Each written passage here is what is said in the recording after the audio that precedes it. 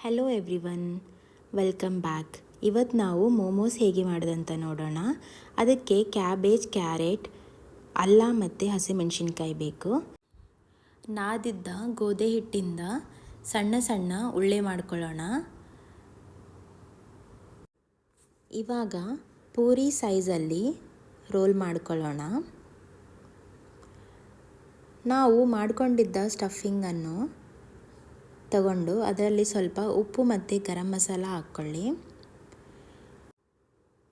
ಇವಾಗ ನಾವು ಮಾಡಿಕೊಂಡಿದ್ದ ಸ್ಟಫಿಂಗನ್ನು ಅದರಲ್ಲಿ ಹಾಕಿ ಚೆನ್ನಾಗಿ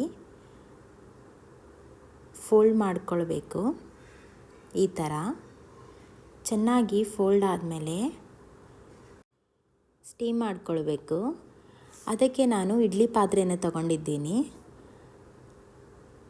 ಇಡ್ಲಿ ಪಾತ್ರೆಗೆ ಸ್ವಲ್ಪ ಎಣ್ಣೆ ಹಾಕಿ ಚೆನ್ನಾಗಿ ಕೋಟ್ ಮಾಡಿಕೊಂಡು ನಾವು ಅದಕ್ಕೆ ಮೋಮೋಸ್ ಇಡಬೇಕು. ಇವಾಗ 30 ನಿಮಿಷ ಸ್ಟೀಮ್ ಆಗಕ್ಕೆ ಬಿಡಿ. 30 ನಿಮಿಷದ ನಂತರ ಮೋಮೋಸ್ ರೆಡಿ. ಎಂಜಾಯ್ ಮಾಡಿ. Thank you.